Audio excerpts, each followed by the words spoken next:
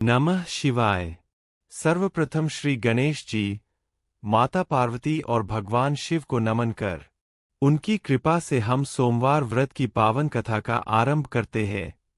जो भक्त श्रद्धा एवं भक्ति से यह कथा सुनता या सुनाता है, उसके सभी कष्ट, दरिद्रता और पाप नष्ट हो जाते हैं और भगवान भोलेनाथ उस पर सदैव कृपा करते हैं। इसके बाद आप कह सकते हैं, अब श्रद्धा और भक्ति भाव से सोमवार व्रत की कथा सुनिए। और फिर कथा शुरू होती है। एक समय की बात है, एक नगर में एक व्यापारी रहता था। सोमवार व्रत कथा, पूर्ण कथा। एक समय की बात है, एक नगर में एक व्यापारी रहता था। वह बहुत धर्मात्मा, सत्यवादी और भगवान शिव का परम भक्त था।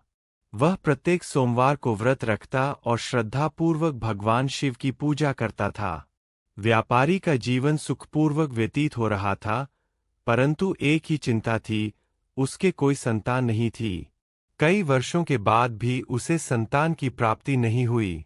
एक दिन वह अपनी पत्नी के साथ तीर्थयात्रा के लिए गया।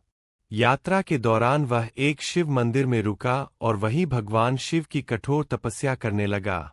उसकी भक्ति देखकर भगवान शिव प्रकट हुए और बोले, वत्स, मैं तुम्हारे तप से प्रसन्न हूँ, जो वर मांगना हो, मांगो। व्यापारी ने कहा, हे प्रभु, यदि आप मुझ पर प्रसन्न हैं, तो मुझे एक पुत्र प्रदान करें। भगवान शिव बोले, तुम्हें एक पुत्र प्राप्त होगा, परंतु वह केवल 12 वर्ष तक ही जीवित रहेगा। यह सुनकर व्यापारी और उसकी पत्नी ने कहा, हे प्रभु, जैसा आपका वरदान हमें स्वीकार है। कुछ समय बाद व्यापारी की पत्नी ने एक सुंदर पुत्र को जन्म दिया। उसका नाम चंद्रकांत रखा गया। जैसे जैसे वह बड़ा हुआ, उसकी बुद्धि और सुंदरता सबको मोहित करने लगी। जब वह 12 वर्ष का हुआ, तो व्यापारी को शिव का वरदान याद आया। वह बहुत चिंतित हो गया। उसने अपने पुत्र को पढ़ाई के लिए अपने मामा के घर भेज दिया और कहा कि वहां भगवान शिव का पूजन अवश्य करना।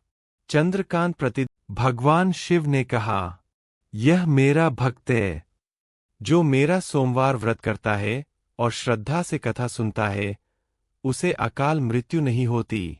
इस प्रकार भगवान शिव की कृपा से चंद्रकांत दीर्घायु हुआ और अपने माता पिता के साथ सुखपूर्वक जीवन बिताने लगा। सोमवार व्रत का विधान। 1. प्रातः स्नान करके स्वच्छ वस्त्र पहनें।